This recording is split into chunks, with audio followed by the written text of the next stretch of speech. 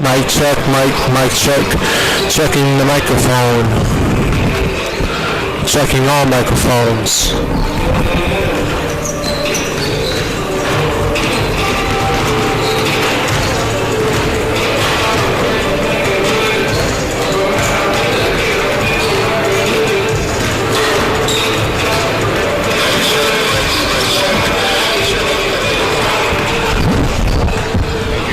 That's so loud.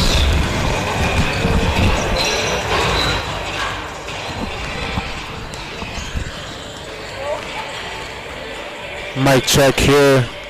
Mic check.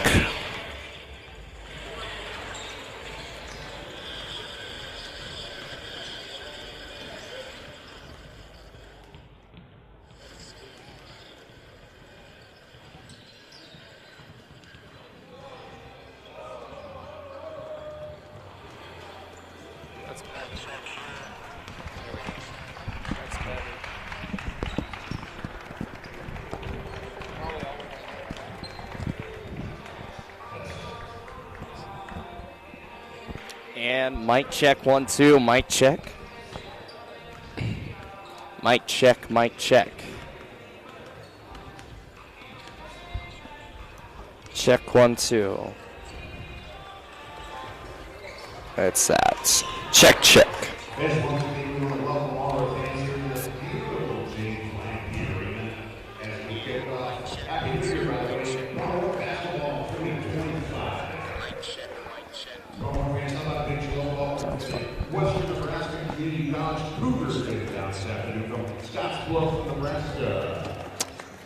And good evening, or good morning, good afternoon, however you want to call it here, as we are here at Gillette Pronghorns, and we've got National Anthem going on right now.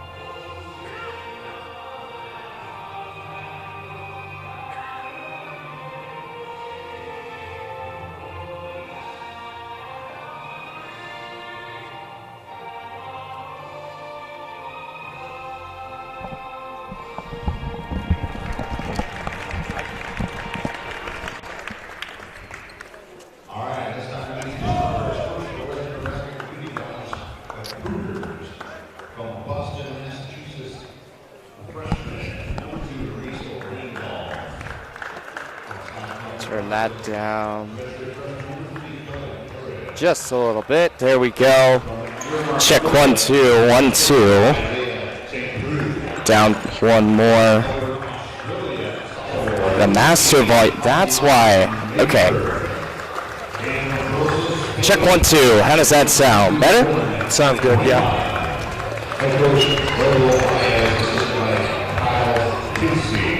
All right, ladies and gentlemen, welcome out here as we are getting ready to get things tipped off here for the Gillette Pronghorns and the Western Nebraska. Coming in here from Scottsbluff, Nebraska. As we've got our starters coming out, it's going to be Drew Fuquay. Going to be number 3, Dane Christensen. Then we've got coming out number 10, number 10, Caleb Hollenbeck. Also, Jefferson Neary is back in as well, too, as you, for some of the people that didn't know, he was out a little bit for the road season, or for the road games. And also, it's going to be number 23, Darrell Thomas as well, too. Joining us here in the booth, Chase Horsley, alongside with Thomas Bush. And Thomas, it's been a while. Yeah, it has. It's good to be back.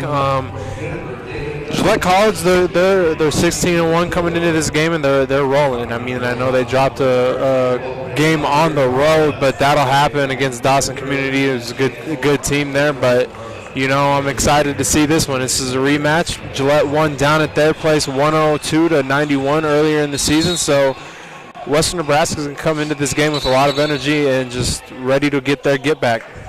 Yeah, so starting this one, it's going to be a Western Nebraska here as they're going to get the ball after a jump ball violation. So some craziness already starting off to get things going here. Bringing this up the court here is Isaiah St. Peru.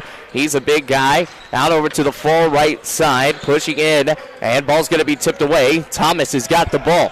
High pass, back out over to Christensen. Left side, ball's going to be batted away. Picked up by Hollenbeck again, and he's going to shoot the step back two, and it is good. All ready to start things up here. A big shot, and it's 2-0 to start things off. 19:30 left to go. High shot goes, and that one flies as well, too, for Doran Nugama. 9:21 left to go, 2-2. Inside, quick pass out over to Drew Fuquay, and just not able to get the bucket to fall there, and goes to the free throw line as well, though. Yeah, this is going to be an up-and-down game already. You can see in the first 40 seconds of this game, each team has had a possession each.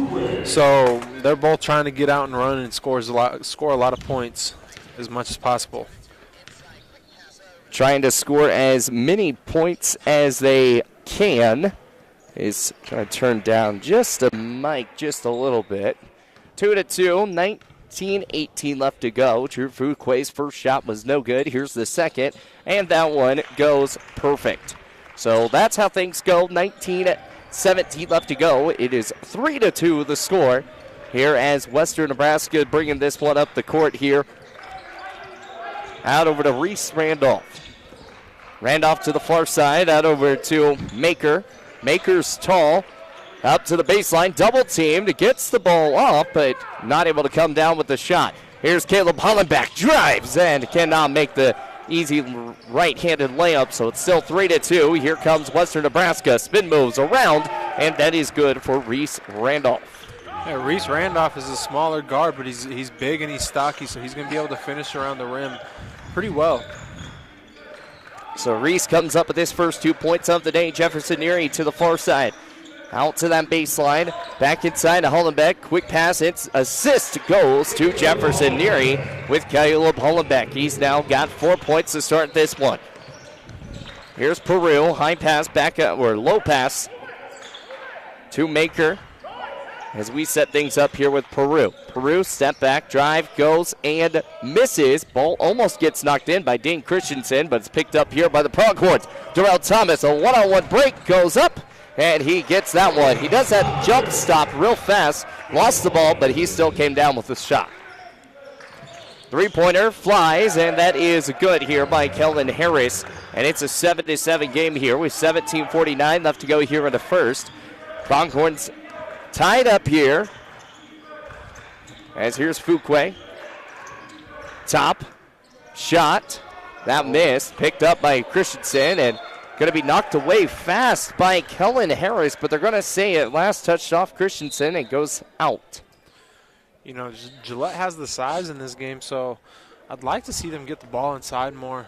Hollenbeck's already had 2 easy layups, or a easy layup. He had 1 easy layup attempt that he missed in the fast break, but I'd like to see them get inside and use their size to their advantage. Using the side to their advantage indeed.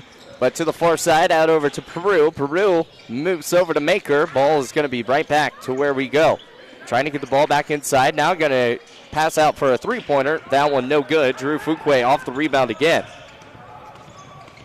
Here's Pronghorns with Fuquay, and a big shot for him and takes the lead. It's 9-7. Fuquay gets on the board with his first bucket. 9-7. High three-pointer. That one missed, and here comes the Pronghorns again. Past that Pronghorn logo. Neary. High pass out over to Hollenbeck. Hollenbeck is going to shoot the wide open long-range three and gets it to fall. It's 12-7. Three-point bucket on the way and no good here. As Western Nebraska was trying to get a three-pointer of their own. But speaking of threes, here's Jefferson Neary and misses. Goes out of bounds and it'll be Pronghorn away. Yeah, so Caleb Hollenbeck's had a good stretch to close 24 calendar year, he's averaging 16 points per game, 16.1 points per game. That's the same as Andrew Fuquay. He's also shooting pretty well from the three-point line, averaging about 3.5 threes per game on 7 attempts.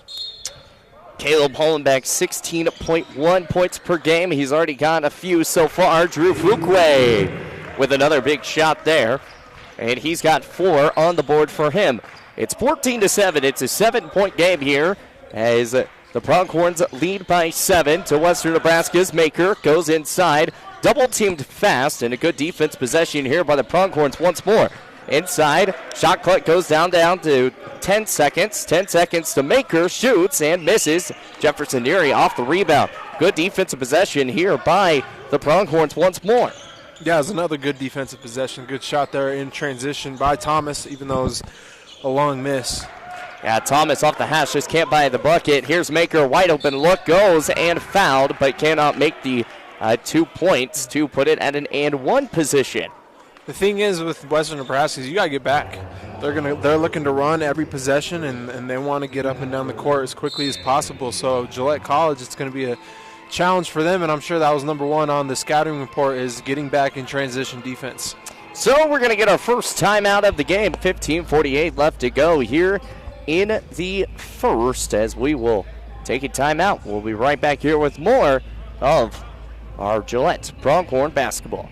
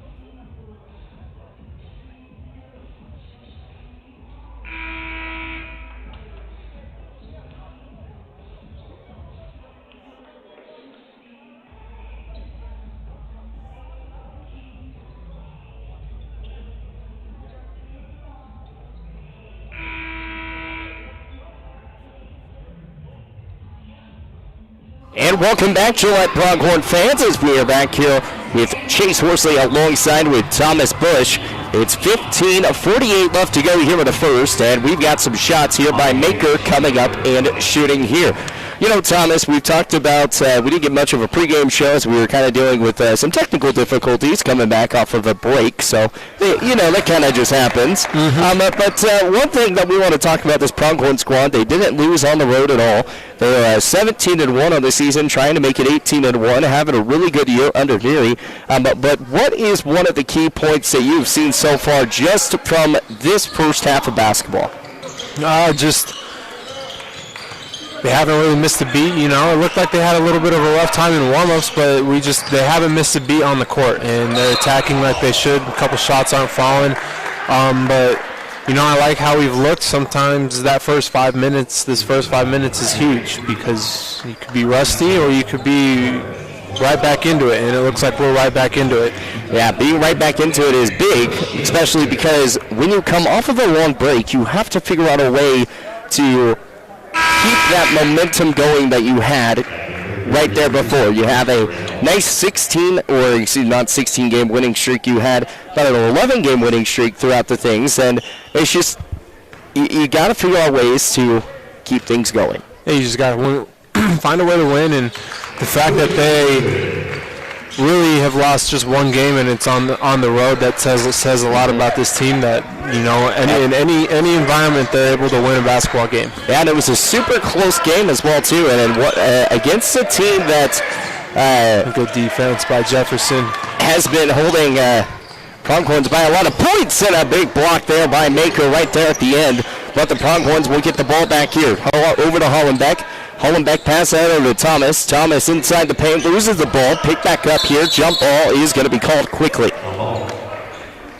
Yeah, the only L of the season was to a Dawson Community College where they fell 102-99. That was a neutral site game out in Montana.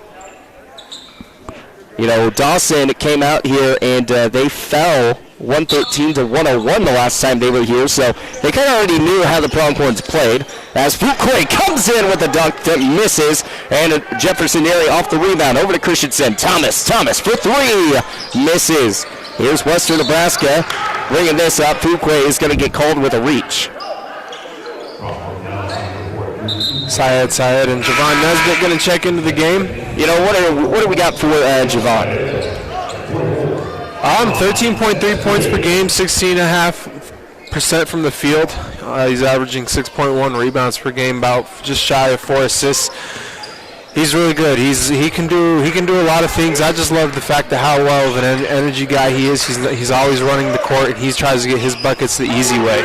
A three-pointer goes here for Reese Randolph and puts him up on the board. It's 16-12. It's a 4-point lead here for the Pronghorns. Syed tries to get the inside screen. Back over to Nesbitt. Nesbitt going to get called for a travel violation. One of the things that you guys are going to be able to come up and see is every Tuesday we're going to be doing a coaches show. It's going to be coming up. The one from last week will be hopefully posted here soon that you guys can see on that. But those are some cool things that you're going to be able to see. And one thing that Coach Neary told me when we caught up is Javon Nesbitt has been the sixth man. And he also said he's a starter. He should not really be playing on the bench, but they have just such a deep roster that they've been able to get Javon just off the bench. Oh, yeah, 100%. There's a lot of guys on this team that are starters on any other team, but just with how deep they all are, they come off the bench for how good this team is. And a quick charge is going to be called here on withhold. Sarikovic. It's 16-12. Pronghorns lead by 4. And the ball's going to be taken away off the inbound. Goes for the shots, and it is good here by Kellen Harris. 16-14, it's a 2-point game here. Pronghorns led by 6 at 1 point. Over to Nesbitt. Nesbitt to the far side. Over to Malik Moss. Moss trying to Moss his way in and just misses. Off the mark. 3:45 left to go here in the first. 16-14. Push it to the far side. Out over to the left. Here is Randolph. Randolph to the baseline. Goes and it misses off the side of the iron. Gets the rebound. Here's Western Nebraska again. Misses again. Goes back up. It's blocked by Nesbitt, but they're going to call a foul. Yep, got a rebound. Right now, Western Nebraska is beating Gillette to the basketball, and that's why they're getting extra opportunities. That's why they're getting steals in the backcourt there. And it's just right now their energy level is a little bit higher. Gillette forces an impressive 13.7 steals per game. Super impressive on the defensive side. What do you think has been one of the big points for that as Noah Jones makes his first free throw?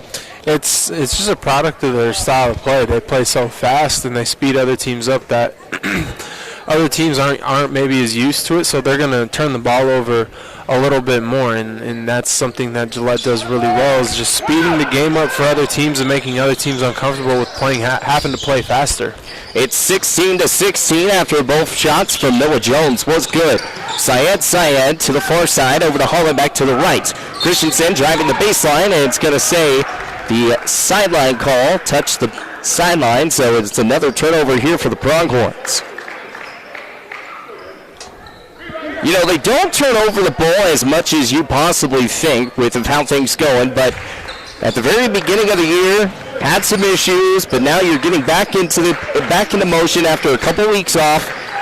How do you limit those turnovers? As there's a shot there, misses from Western Nebraska. Foul goes up quick.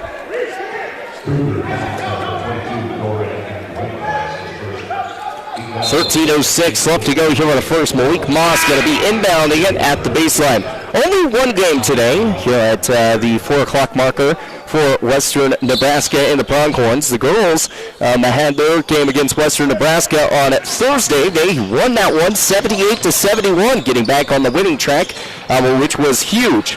Malik Moss driving inside off the post, trying to Moss his way inside again, but he will be fouled.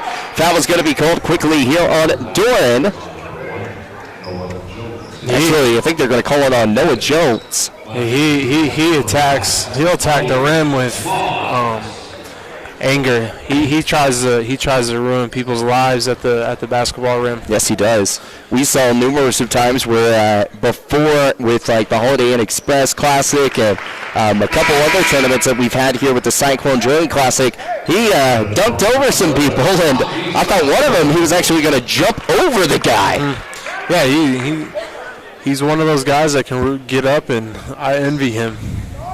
Yeah, I wish I could jump that high. Would be great. 12:54 remaining as Malik Moss makes both.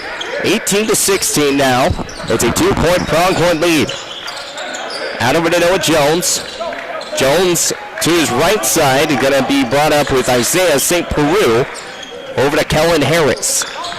Setting back out over to Jones. Jones heavily guarded here by Hollenbeck. And defensively, Hollenbeck has been doing a good job off the perimeter. And speaking of good defense here comes once more the Gillette Pronghorns. That one misses off the mark with Syed, but a good defensive possession. We talked about that 13.7 steals. There's another big steal. Just couldn't come up with points, though. Yeah, Western Nebraska was trying to get into a stagger screen there with two people setting a screen on one person.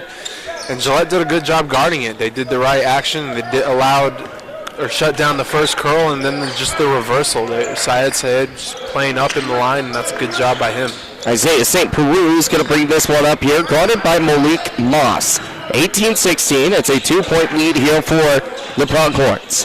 High inside pass. Good passing, and gets the points there by Kellen Harris. This Western Nebraska team's good. Don't let the record fool you. They're 5-10, but don't let that fool you. Malik Moss, that ball's going to be stolen away. Here comes Isaiah St. Peru. The one-on-one break, Nesbitt right there by him, but St. Peru is going to come away with the score. It's 2018, the first lead for Western Nebraska. A high pass over to Syed. Ball goes out of bounds, quickly tipped from Doran. He almost had that steal completely, but just hits it too much. But most of that right there was Syed thought he had no one else around him, and it kind of just took it leisurely. Yeah, I'm not necessarily a fan of how that second unit came out. They kind of came out lackadaisical, and it felt like they gave Western Nebraska life. Just like you said there, just kind of slowly going to the basket and say, you got to attack that. You never know. Defenders trying to run back. A team like Western Nebraska is trying to win ball games. They're trying to get back on the winning track. They know that they have talent on their team, and they're playing without one of their guys. Elijah Hollins, their leading scorer at 17 points per game. He's either the guy suited up and still in his warm-ups, or he's one of the guys that is in a jumpsuit right now, but obviously he's not going to be playing tonight. So they have a little chip on their shoulder, and they're going to be playing with a little more aggression, and Gillette's just got to do a better job of matching that. You know, when we talk about injury reports, Jefferson Neary, his first game back after missing a couple games on the road. Syed, he was injured, but now he's back. Nesbitt actually got injured as well, too. So that was three guys in the rotation for the Pronghorns, and, Coach Neary was saying, hey, I think we played with like six guys on the road, but we were still able to get the job done. How much does that mean to a team right there that you played with six guys, but you're still able to get the job done? It's good. It means a lot. It shows how deep you are as a team, shows how much talent you guys have, how you have 1 through 10 and 1 through 12, whoever touches the court. It just shows the talent. I think the thing about this game right here, as you've seen, is just Western Nebraska matches up extremely well against Gillette College, just athleticism-wise. Yeah, athleticism-wise here for Pronghorn just is elite. The step-back jumper, that one misses, and here's Neary off the rebound. 20-18, 11:23 left to go here with the first. Jefferson to the right side over to Hollenbeck. Hollenbeck drives inside, back out, and picks it up here with Thomas. Thomas trying to get this ball over to Ali. Ali Sacco goes up, and a charge will be called. It's the right call. Got the feet set. And speaking of injuries, Ali is down, but he is back up. And he looks like he is going to be coming on out. Right there, we're watching a little bit of a quick replay. Goes up, and you got to jump stop. You just got to be under control. So 20-18, it is 11:07 left to go here in the first half of play. If you remember college basketball for the guys, it's 2 halves of basketball of 20 minutes apiece for those that are just joining us and learning, maybe about the sport and, just wanted to watch the Pronghorns. There's your little, information of the day. 20-18, 10:58 left to go here in the first. High passing from Isaiah St. Peru as he's got the ball at the Pronghorn logo to the far right. Over to Maker. Maker's going to shoot off the free throw jumper, and it is good.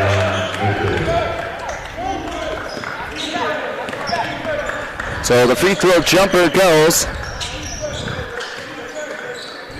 A big shout out here to Ida Snead for our State Farm sponsor today. Over to Nesbitt. Nesbitt, far side to Christensen. Christensen to Neary. Holland back for three, and just cannot get that one to go. Good one more there by Jefferson. That was the right play. Just Hollenbeck couldn't knock it down. That's a great look there by the Pronghorns. 22-18, 10-11 left to go here in the first. Maker, ball fakes around. It shoots off the back foot. Cannot get that one to go. Nesbitt comes up with a rebound. Neary fell to the ground, but he's back up. Nesbitt driving. Pump makes Euro steps, goes around, and cannot make the jumper to go. A good move. A really good move as there he knocks the ball away.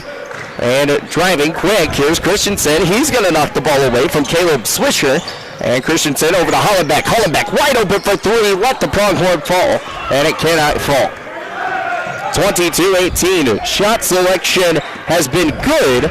Just cannot get these buckets to fall. No, first game back. This is some of these guys' first game action in a month. So this is going to be rusty, and we're expected to see the Pronghorn scoring a lot of points, but a little rust. Shots aren't going to be falling. Neary one-on-one break goes with a backhanded layup, and it's good. 22-20. A big play here for Jefferson Neary to get on the board for his first 2 points. Absolutely. Goes. It's blocked once again by Thomas, but a foul will be called. Wow. Foul is going to be called here on Jefferson Neary. Saying he was holding for a personal, so 22-20. As we are in the bonus, so they will go to the free throw line. 5 team fouls apiece for both sides. We got 9:02 left to go here in the first. And what did you see from that one, Thomas? Well, it's pretty hard to hit somebody in the arm when you hit the ball out of bounds and then your left arm isn't even close to the guy. So I'm going to disagree with that call. I don't know. I think I think he predetermined that one. He already had in mind that he was going to blow the whistle. Sometimes they do that. They do that, which it's crazy to see. What you would like though is to see Darrell Thomas attack that and go wall up and go up with 2 hands and just be straight up and down though. Yep, absolutely. 20 going for the dunk. Cannot get it to go, but a foul will be called. Dane Christensen to the line, and they actually called that last foul on Jefferson Neary as well too, which is crazy. Big Coach Baez over there is going nuts on the sideline. He did not like that call. Let's see here. Oh, absolutely. Hit him in the left arm. Right in the left arm, Christensen off the first shot, and he gets his first point of the game. It's 100% a foul. So the people they needed to get on the board, they're getting that done, and Christensen's going to make his second shot.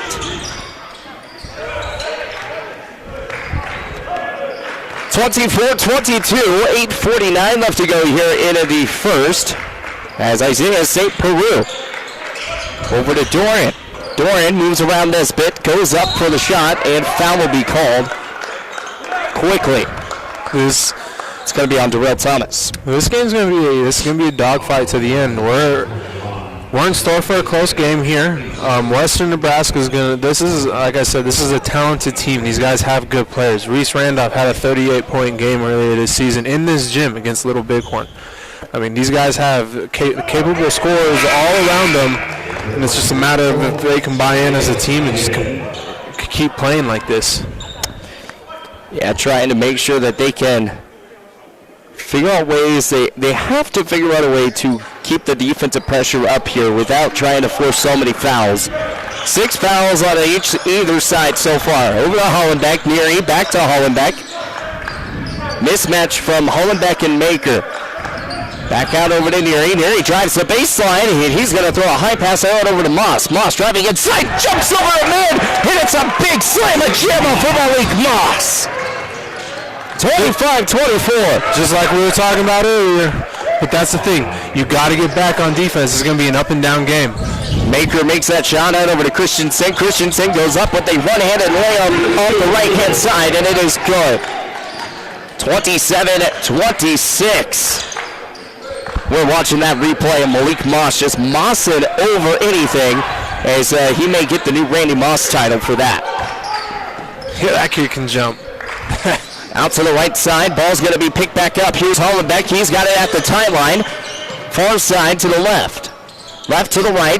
Three-pointer flies from Syed. Syed gets his first points of the game, and it's a three-pointer. It's a lead here for the Pronghorns, 29-27. They've taken the lead. They were down here for the past 3 minutes as they just could not get any shots to go. 7:16 left to go. As to the far side, over to Maker. Maker to the top of the perimeter. Spin move, round. Backside out over to Doran. Doran cuts back. Three-pointer from Maker. And the shot clock violation does not go, but Maker's shot does not go either. 29-27. Quick shot here for Malik Moss, and it's good. 31-27. Good defense by Jefferson there. Good defense, Jeff.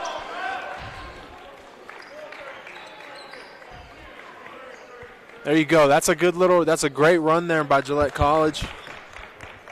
Dunk by Malik Moss. Got the three by Syed.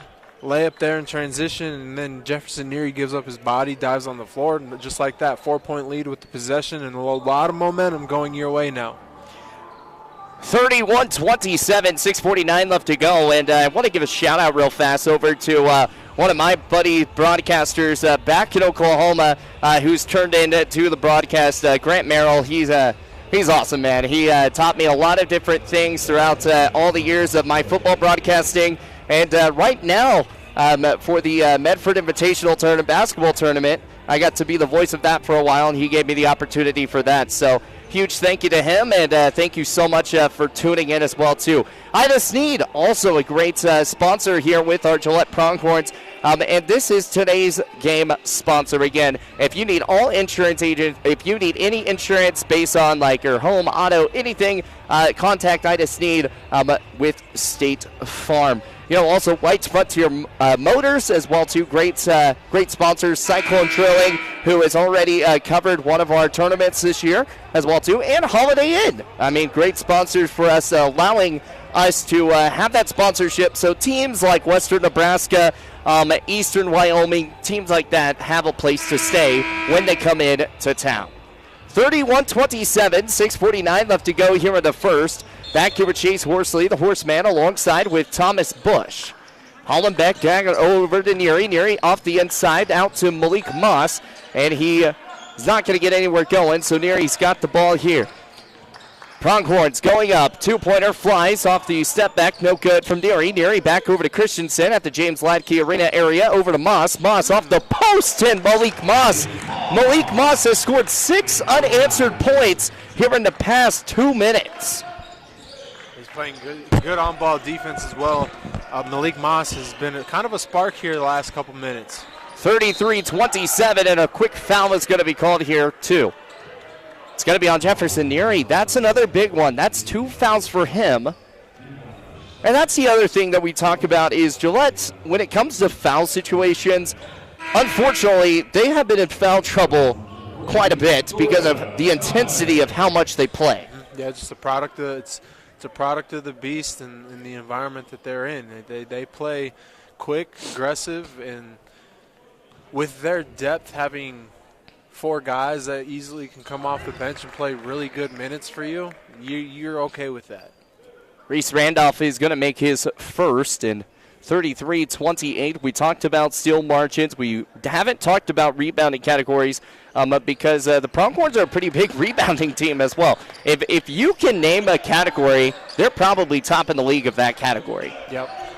33-29, 6:10 left to go here in the first. Three-pointer for Thomas, and it flies! The Pronghorns get another big three-pointer. It's 36-29. 6:02 left to go in the first. Ball's going to go out of bounds quickly, and Western Nebraska gets another turnover here. And it's Pronghorn way again with 6 minutes remaining here in the first. Feels like the tides have shifted. Yeah, starting to get some shots falling. It's still this team, like just that possession there, they like to get out and run. And you got to get back, try and match up, but it does feel like the momentum is starting to shift into the Pronghorns' direction. Randolph for three, miss. Maker off the rebound, back up and puts up the putback points. Is good. Putback points haven't been as much as what you really think about. I think only about 4 points of putback, just because defensively both teams have rebounded really well. Syed drives quick out, gets the corner bucket, and it's 38-31 after the big floater. Good soft touch there off the backboard by Syed. Great finish. Here comes Western Nebraska. Out to the far right is Kellen Harris. Caleb Hollenbeck not allowing to get inside. He finally does his Harris. Ball's going to be tipped back in. There's that second chance points you talked about just a minute ago. That's now 6 points there for Western Nebraska. High pass out over to Syed. Drives quick, and he's going to miss the wide open lay-in. And a foul is going to be called. And it's going to be on Syed. But here's the thing. Yeah, it's 1-on-1. They're going to be shooting some shots. I feel like he just kind of missed one of his steps, and that's the only reason why. A misstep there. Yeah. It was just one little misstep. As we're watching the replay, he's trying to get out of the way, but they get that shoulder of him and puts it for that. 38-33, 4:56 left to go here in the first as Kellen Harris. It's a 1-on-1. They're actually going to be, should be shooting. No, it's still 1-on-1. Should not be shooting two. Got to get to that 10 mark here.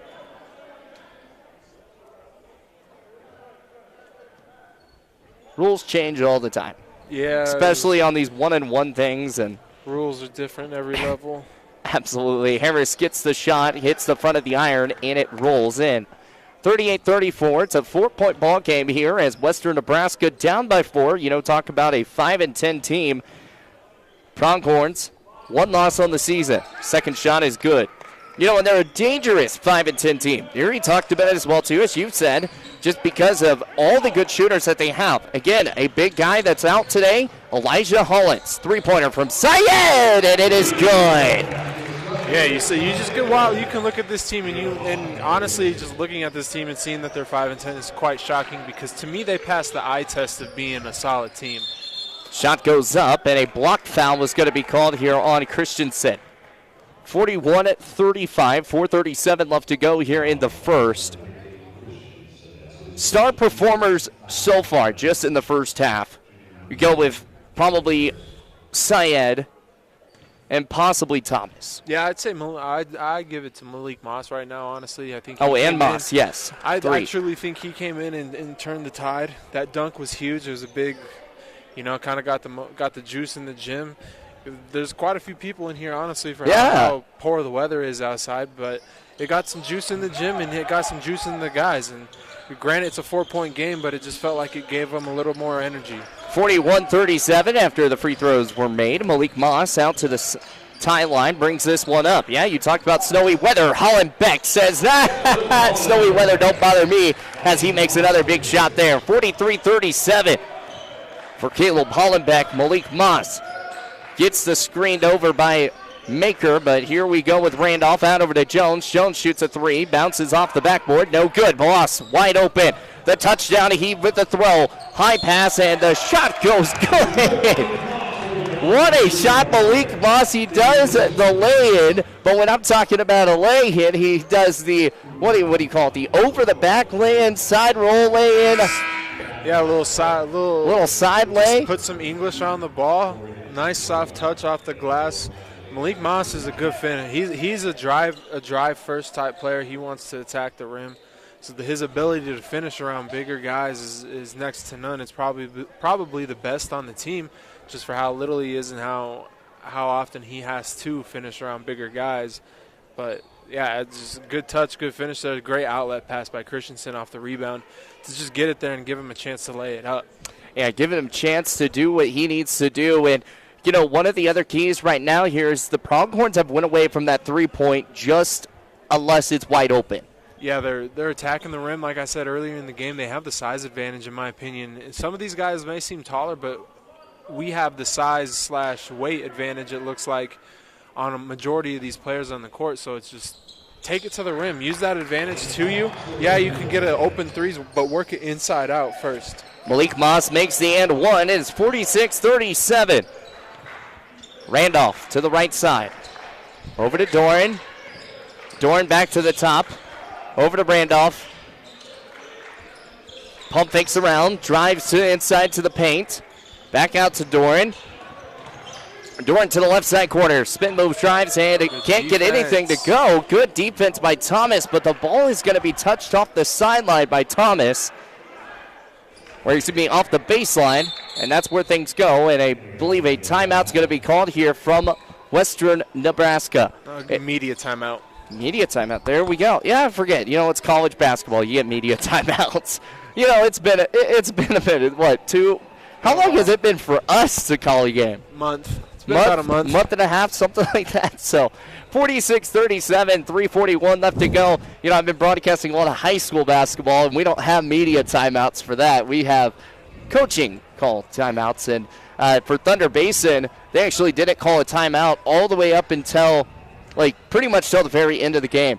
Yeah, I'm used to the basketball. After being in college basketball, coaching it and stuff, I see games a lot differently now. I look at games in 4-minute scrimmages, because every 4 minutes you're going to have the 16, the 12, the 8, the 4 media timeouts. So I always just try and say, hey, let's win this 4-minute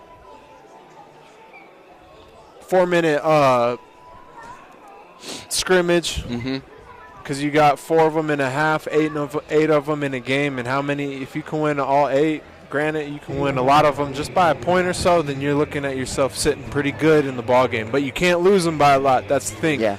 You got to stay in it all 4 minutes of that scrimmage, because you know there's going to be a timeout at some point. You know, one thing that really helps, and what Neri talked about during when I met up with him on Tuesday, was the atmosphere. And he talked about how the fans in the community always come back, and doesn't matter if it's snowy, doesn't matter if it's rainy, they're always here, and they always try to fill the stands. It's a beautiful facility. If you've never been to Gillette, Wyoming, this is one of the nicest JUCO stadiums you probably have been to, and I can tell you it's probably one of the nicest NAIA program and some Division I programs as well, too. They don't have this nice of a facility. Yeah, no, Gillette loves its basketball. Like you said, they show up for basketball. They do. Growing up playing basketball, a lot of high school basketball here, it's always packed. Even in blizzard-type kind of weather that we're having right now. Out to the side, and a double dribble will be called on Isaiah St. Peru. You don't see a lot of those in the college basketball land, but 46-37, 3:35 left to go here in the first. And, yeah, if you're not here in Gillette or things like that, you wouldn't know. It snows a lot here. I found out this year. You know, I just moved here in July, but it snows a lot, and we got kind of like a blizzard, but rain or shine or snow, we're here. Out over to Maker. Maker's going to get that ball taken away, and Christensen's going to be the last one to touch it off the baseline. Cracks me up. I've lived in these conditions all my life, and, you know, in Tennessee they had a winter storm warning like this, and they're stockpiling water, and I'm just like, it's nothing. It's nothing. Just another time. Inside pass to Maker. Ball's going to go out of bounds. And another big thing was I drove through my first winter storm last night. That was super scary. Like, not going to lie, it's probably because some of the times you have your brights on because you're the only one on the road, but you can't see, so you turn your brights off, and you're still driving. That'll make you grow up real quick. Yeah, it does. Kellen Harris for 3. That one misses off the Curry range 3. 46-37, 3:13 left to go in the first. Thompson out to the left, over to Hollenbeck off the corner. Can't make that. Maker is going to get the rebound and bring this one up here for Western Nebraska. Still 46-37 with 3:02 left to go here in the first. Randolph. Guarded by Syed.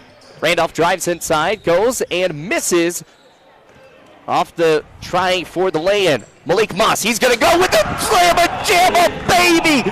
Malik Moss gets everyone off their feet. What a play! Oh, my goodness. That made me stand up. He dunks, he attacks the rim. He attacks the rim with anger. With authority is how he does that, as Hollenbeck is going to get picked up, and I believe he's going to get called for. Actually, no, it's going to be a foul on Western Nebraska. We got to go back. We're a little bit behind, but the power of Malik Moss off the defensive possession. He jumped from the middle of the pronghorn eye in the paint, middle of the paint. That's impressive. Is super impressive. He throws it down with authority. Some Division I basketball school in the NCAA are really going to want this guy. Hollenbeck goes and he shoots. Because remember, it's a JUCO school for those that are like, what do you mean? He's playing college ball right now. It's a JUCO school. You get 2 years here. You get freshman, sophomore year. Then you get to go play at a 4-year. That's what the JUCOs are for. It's so you can build up your stats, build up stuff if you weren't good enough to play after high school. Yeah, and it's really not even – a lot of it's not even – a lot of kids like to go to JUCO just because it's like the best opportunity for them to get seen to go to a big college. And two, it's like you said, it's just they're not seen. There's so many kids now, the transfer portal, NIL. There's so many kids that a lot of kids don't get seen, and this is the route they have to go. Maker's going to make that one off the post, and it's a 50-39 game here. Still a big lead here for the Pronghorns as the behind-the-back moves, loses it, but Christensen's going to pick it up. High pass over to Syed. Pump fakes once out to the baseline, and a charge will be called. And then the other thing with JUCO that's big now is with the rule changes they just allowed is you get 2 years here, you get 4 years at your next school. Did they actually approve that? That is a 4-year. So they finally got it approved. I hadn't seen anything on it because I knew the rule was coming out, but I didn't see if they actually went through and approved it. Yep. So it's something that's big for a lot of these kids. Because now you could just go play 4 years somewhere else. So you have 6 years of eligibility if you go to JUCO first. So I think that's going to expand JUCO more than what people may actually not realize. As Randolph has the ball sitting over here at the top of the perimeter, wasting some time. Shot clock down to 11 seconds. The 3 ball from Randolph, and it is good after he got a nice screen over there by Kellen Harris. And another timeout's going to be called here, 50-42 with 1:39 left to go. And we talked about it defensively. The Pronghorns don't allow a lot of points inside the paint. But when it comes to three-point, it just is kind of on the luck of the other side for Western Nebraska getting that job done. Yeah, and good players are going to knock down shots. But I think a lot of it has to do with the fact that Western Nebraska's style of play is it's so fast and quick, and the ball moves that they're going to find an open shot. They're going to find open layups in transition. It's just a matter of how often can Gillette contain it. Can you get back? Can you get back after every single play, lock in after you made a bucket, missed a shot? Are you going to get back and stop the ball, limit their transition opportunities? You got to figure out a way to score on all sides of the ball from an offensive standpoint to a defensive standpoint. Defense wins championships. That's what Texas found out against Ohio State last night. Malik Moss to the right, over to Christensen. Back to Moss. Thomas going to shoot the 3, and that misses. Christensen picks up off the rebound, trying to get the second chance points, and he will. 52-42. Good patience there on the rebound. Waited to the right time to go up. Found the space in between him and his defender, and a good finish. St. Peru at the top. High pass over to Harris. Harris shoots the 3. It looked good, but just off the back of the iron. No good, and a big shot with another second chance points here by Harris. As he didn't get his three-pointer to go, but he stayed up on the play after a few rebounds and a quick assist inside the paint, but he's not able to it's a 52-44 as he did make the shot, so we're shooting an and one here. And the and one does go. So 52-45, 53.9 seconds left to go. A really close game that we have here. It's still anyone's ball game. Moss out over to Thomas to the right side. Christensen at the right corner. Over to the right wing is Thomas. Back to Hollenbeck. Hollenbeck over to Moss. Moss inside to Thomas. Thomas misses the shot. Misses the floater, and here comes Harris. Harris passing. 3-ball on the way from Peru. No good. And back out over to Doran. Doran trying to get the ball. Quick pass out over to Maker. Good pass. And it just goes out of bounds. Maker's got to have his hands ready there. That's a good pass by Doran. It was. Good find. That's 2 points. You just got to have your hands ready for the quick pass. Coaches always say make sure you are paying attention to the ball at all times. And that is another situation. 52-45, 20 seconds left to go here in the first. Moss at the eye of the Pronghorn logo, back out over to Nesbitt. Kind of waste some time. They have no shot clock. Can waste as much time as they want for the final shot.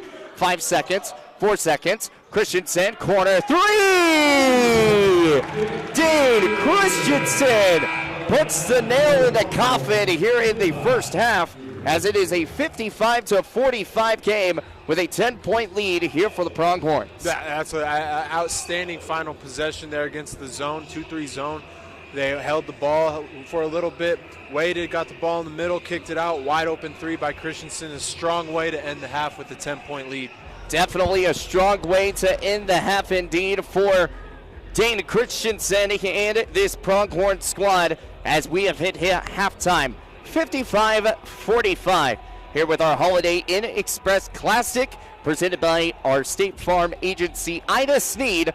Thank you for all your sponsorships and everything to do with Gillette Pronghorn Athletics as being our game sponsor for today's game. It's 55-45, 10-point lead here as the Gillette Pronghorns lead here on a really snowy, wintry day, and you cannot ask for any better with the fan atmosphere that is out here I would say tonight. I was going to say this morning, but we're past this morning. It feels like morning with how dark it's already getting. Because normally around this time it feels morning. Yeah, 55-45 as we are wrapping up the first half. We're going to go over some stats here in a few moments as well, too. We're going to take a little bit of a break, and we will be back here with more of Gillette Pronghorn Athletics coming up here. 55-45, the score, 10-point lead here for the Pronghorns.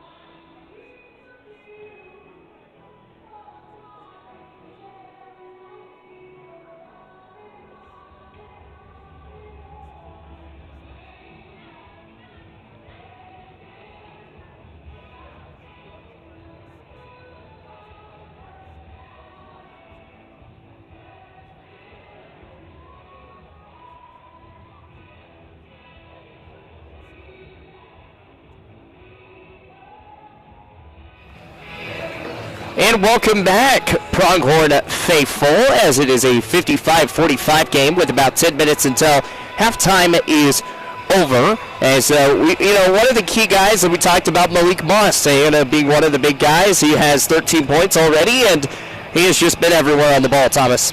Yeah, he's doing really well. He has 13 points, 2 assists, 5 of 6 from the field. That's a lot of just mainly attacking the rim. And he's 3 of 3 from the free throw line. So he's one of those type of guards that he's going to get a lot of his points around the rim, just attacking and finishing in through contact, dunks, transition layups, things like that. That's what he's really good at. He's not nowadays he's not what you would say your traditional guard in 2025, where your traditional guard shoots threes, kind of like a Caleb Hollenbeck, where he's had a good half. He's got 11, but he's done a lot of his damage. From the perimeter. He had a long 2. He had a 3-pointer, and he's had some 15-footers fall as well.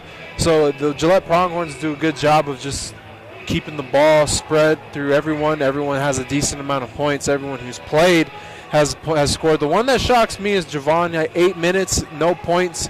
He's got 2 fouls, though, so he's marred by foul trouble. Gillette has 3 or 4 guys in foul with 2 fouls. Andrew Fuquay, one of the leading scorers, 5 points in the half. He had to leave early when he picked up his second foul. Jefferson Neary, 2 points, but he has 3 assists. He had to leave early, only got 11 minutes in that first half, 2 fouls. So a lot of their main guys had foul trouble early, and I think their bench did a great job of, keeping them in the game. After that first little run that they had that wasn't so good, and then they were able to fight back and get the lead. As for Western Nebraska, they got 3 guys in double figures. Kellen Harris has been the guy who's scoring the most for him with 14 points per game. Maker has 12. He's got 2 offensive rebounds, 4 total rebounds. And then Reese Randolph has 10 points of his own. He's 3 of 10 from the field. He's a smaller guard that can get it going, so you can't let him just keep kind of casting away either, because if he starts to get into a groove and make shots, then he's very capable of scoring 20, 30 points in this game. And the person that's it's not playing today, which if he was, this game could honestly be a 1-point game from how everything's been playing, which is Elijah Hollins. Yeah, for sure. With him being out, that's big for Western Nebraska. I thought Western Nebraska early in the game did a good job with their press. They were pressing up early, kind of trapping Gillette College, kind of forcing them and hurting them up the sideline, trying to make a middle pass difficult and whatnot. So I think they did good there, and it's something they should get back to. Kind of scrapping this game up a little bit, make it a little more physical, a little more, not dirty in the sense of dirty basketball, but just dirty it up, roughen it up a little bit. And I think that's going to be their best chance, because Gillette College is one of those teams that is wanting to put up points fast and quickly. So the only way to really compete with teams like that is you got to score, but you also got to make the game a lot more physical than how they like to play. Yeah, having to play a little bit more physical today, indeed. Well, I was trying to see if I could pull up I'm looking to see if the girls' game that is being played today, I was trying to see if I can maybe find what some scoring breakdown for that, but nothing there. They're playing Miles Community College. They played that one at 2 o'clock, so I was hoping to see if I could find something on there so give you an update on that. They played Otero College yesterday, and again, they won against Western Nebraska Community College 78-71. Now, where they're at right now, they're at the Region 9 Crossover Classic in Casper, Wyoming, and Coach Liz Lewis, when I talked to her on Tuesday, she was talking about how cool of an event this is, because, one, it's a neutral site, so you don't have to worry about anything about no one that has any home atmosphere, things like that. A lot of people still go to these games, but it's just a fun time to play right before conference play. Yeah, those are good games. Any game is a good game as long as you can get good comp in before conference play. Just kind of tune things up right after a long break. JUCO's kind of your non-abnormal basketball season in the sense of these kids are a month off. They go home for a month or for about 3 weeks in between their last game and to their next game over Christmas break. So they're gone for a while, and it's up to them to stay in shape, stay with the ball in their hand. Don't do anything for a month, and if you're a good player, you can come back rusty. And I've seen it happen. It's a very capable thing of doing it. At the D2 level, at the NCAA level, we would get a week off, and then you come back. And even then, some of those guys, that week off, they come back out of shape, tired, injuries pop up, nagging injuries pop up, shooting percentages drop. So it's just a product of, having those games out of Christmas break before conference is nice. Now, we didn't have that luxury. You were in conference before Christmas break, and you came back in conference, so you had to really hope that your guys stuck to it and the ladies stuck to it over break. But I'd like to say that the men's team from what I've seen so far, they kind of stuck to it. Seems like guys were able to still get in the gym when they went home, and doesn't look like they've really missed a beat here in this first half. Yeah, haven't missed a beat, which is big because, you were talking about in warm-ups, you were like watching, you're just like, man, they didn't look like they were going to do a lot today, and it was going to be a really rough game, but they've got a 10-point lead, 55-45. So what's that one saying? Don't judge a book by its cover, because sure. That's basically kind of what happened. Yeah, I think that's also a testament to them as a unit. It just warm-ups, they came out a little slow, a little lackadaisical. Guys were turning the ball over in warm-ups, missing layups, all those kind of things, and that's something that's not good. You can't have that when you're playing ball, and you could tell Coach Dunham was a little bit on edge, a little snappier to the guys, and the guys were a little snappier to each other. They started picking up the talk, and like I said, it was like a stressful talk, like a PTSD talk, because it seemed like they'd gotten yelled at beforehand. So, yeah, good job on their part to kind of put that in the past and just come out and play well. Yeah, playing well indeed. 55-45, 3:15 left to go. Again, huge shout out to our sponsors of State Farm, Ida Snead. Thank you so much for sponsoring today's game here with our Holiday Inn Express Classic again. But big shout out to State Farm, Ida Snead, being a great sponsor of today's broadcast and basketball game. Halftime's coming to a close. We have about 2:51 until we get back up and going. What we're going to do, we're going to take just a little bit of a 30-second break just for a sec so we can catch our breath one more time before we go all in once more. And we're going to give you the keys to the second half. We'll be right back here with more here at Pronghorn Athletics.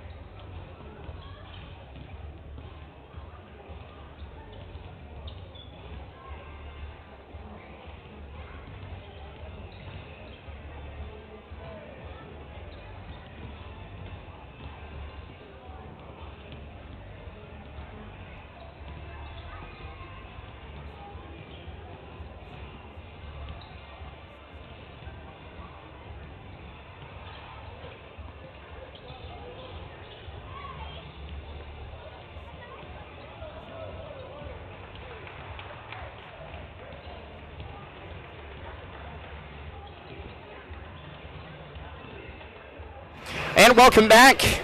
55-45 the score, and as we promised, here is your second half keys to the game. Thomas, what does the Western Nebraska team need to do to figure out a way to upset the Pronghorns today? I think they got to stay with that press. Just kind of speed this game up and really just stay attacking. I thought they in the first half when they got that lead, they were really beating Gillette College up and down the court. And they need to get the ball out and get it up the court as quickly as possible, because then Gillette can't get their defense set up, and it gives them a chance to really go in and get easy points. So I think the biggest thing for Western Nebraska is come out, pressure, attack, and get the ball moving quickly. As for Gillette, to keep this lead, they got to limit transition. They got to find a way to get back. They have to make shots here in the second half. 5 of 16 from the three-point line in the first half. That's not normal for them. 31% as a team. So I expect them to get hot, and then just defensively, they got to stay solid and rebound. So here we go. Western Nebraska is going to inbound the ball here. Same starting 5 that they had at the very beginning of the game with Randolph, Maker, Peru, Harris, and also Doran. Harris is going to shoot the 3. That one does not buy a bucket. Goes straight out of bounds. For the Pronghorns, it's the same starting 5 as well, too. Darrell Thomas out there. Dane Christensen, Andrew Fuquay, Jefferson Neary, and Caleb Hollenbeck, all the starting 5 for the Pronghorns. Yeah, that shot didn't buy anything but air. Drew Fuquay is going to lose the dribble and picks it up. Here is Harris, another big turnover for the Pronghorns. Shot goes up from Harris and misses with Caleb Hollenbeck right there off the side. High pass, Thomas wide open and makes the big layup to fall. 57-45, Pronghorns strike first here in the second half. Quick off the post, back to Maker. Maker goes with the inside look, and it's good. It's a good pass there. Maker is tall and lengthy. He can make those shots. He just hasn't had those looks over to Thomas for the second chance points, but can't get that one to go either. Maker averages 15 on the year in the game so far. He's got 12, but it's been tough. It's been a hard 12. He's currently 6 of 10. And yeah, he's shooting well, but it seems like you said, every shot he's taken is contested. That was probably one of the more open shots that he's had. 57-47, 10-point lead here for the Pronghorns. Thomas at the line shoots and makes the first. Free throw percentage so far in this one has been okay. It's been better than what it has been in the past. Thomas makes that because right there before the ending of the first half of the season, we talked about free throw percentages were really low, not at a great point. No, and you need to be able to make free throws, especially in close games. We saw it with the girls at one of the home games that they dropped last calendar year, is just inability to make free throws. So you have to have that. After the inside pass, big shot by Doran as he makes that. He also gets to the line and shoots one.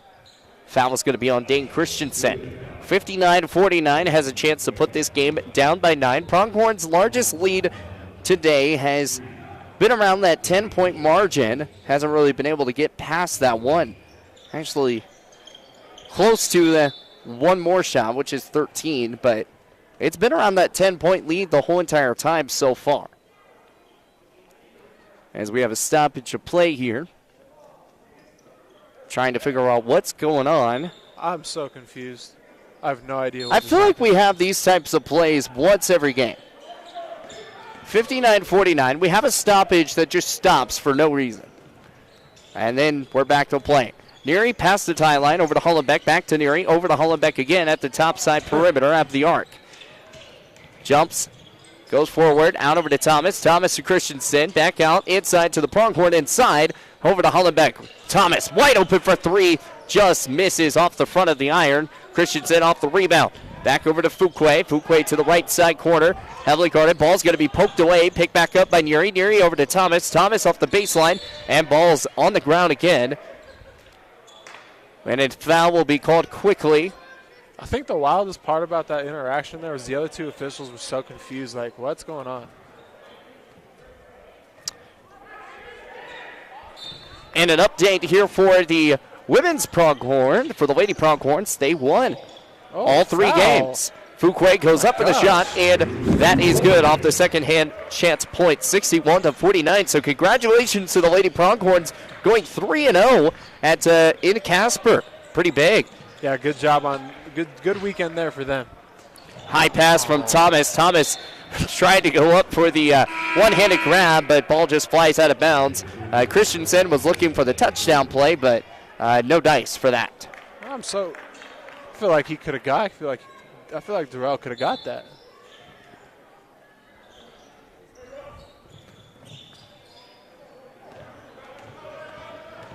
So here comes Western Nebraska. Noah Jones over to Peru. Peru to the top, dribbling around, trying to get a screen, but no one's there for him as good. Thomas is going to get called for a reach. Night. I don't know about that one. That's good defense. And that was really good defense. Just when you have that hand that's just right there ready to swipe that ball, sometimes it just gets lackadaisical, and sometimes you just get hit. Driving quick, Jones. Jones is going to get stuffed up by Thomas, but he's going to get his second chance points and goes up for it. Yeah, I saw you doing the jump ball. Should have been a jump. Hey, good defense there. Way to stay with it by who was Jones, by Noah Jones, and finish it. I mean, good job by them to stay with it. Play till the whistle ended. There was no whistle, and they kept playing. 17-13 left to go here in the second. 61-51. Hollenbeck out over to Neary. Neary at the far side. He's going to get this ball past the tie line. Neary to his right side, drives in at the Pronghorn inside logo, and block foul will be called quickly. He's in the circle there. On Harris, If you're in the circle, you're going to get called for a block. No matter what. 100%. I don't know where 100. I was going to go 99.9%, but I went 100 for some reason. Anyways, Fuquay comes up with a big shot there, 63-51. Pronghorns have just been on the mark here in the second half. Out over to Maker. Maker trying to make his mark big time here, but here comes the ball. Gets knocked away from Western Nebraska. Pronghorns lose it, and Maker's going to go up for a second shot, and he will make that one, though. Averaging 15 points a game. He had a hard 12 points a game, or 12 points in the first half as that ball gets knocked away here by Durant. He's got 16 now. He's just very good at getting around, getting to the rim, and just finishing with touch.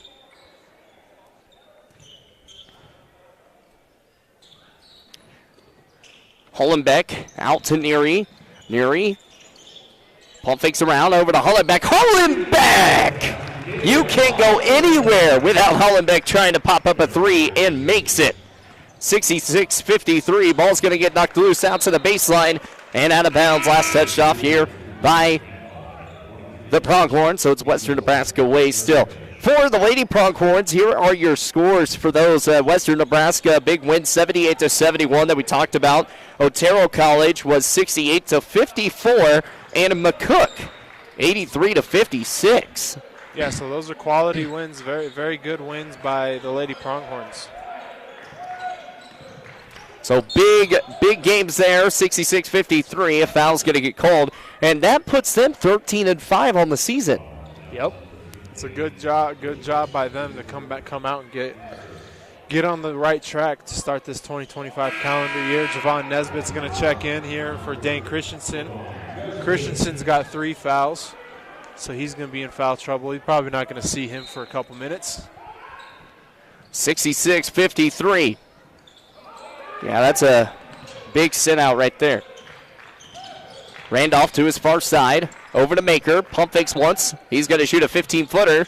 That misses. Nesbitt off the rebound. Just cannot come away with it. And, we talked about Javon Nesbitt. He has not been so much of a point scorer today. Yeah, it looks like this is one of them games. Just never got a rhythm early. Got those fouls early and just 8 minutes on the court in the first half. Normally he plays more than that. Normally he's getting around 13 minutes in the first half. So I think really just not having that rhythm, he's not used to what this presents, because normally he gets about 25 minutes per game. So 66-53, and before we jump in and finish continuing talking about the guys, I want to go back to the girls, because going from 5 losses in a row, going from that first loss here at home, and then all of a sudden go on the road, loses 4 straight, then able to get back into the win column after the break. Quite impressive here for Coach Liz Lewis and the squad. Yeah, it's a confidence booster for sure. Anytime you get on a losing streak, it's a matter of now you just got to get out of it. How can we get onto the next moment and the next win? So props to them really by coming out, getting 3 in a row, just reminding themselves, hey, we can do this thing. We can still win basketball games. Yeah, trying to win these basketball games. Tuesday, they're going to have a game against Eastern Wyoming College. We will be here on the broadcast here for that Tuesday game. Going to be a good one. And scoring-wise, Dasani finished off with 18 points and 15 boards in that Western Nebraska win. So Dasani and Kinley right there. Same points again. Those two on the floor we said is the best front court probably in the Region 9 Basketball League this year. 66-53 as another foul is going to be called quickly here.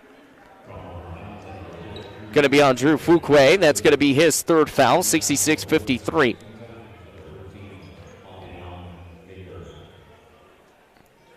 $15:45 left to go here in the second.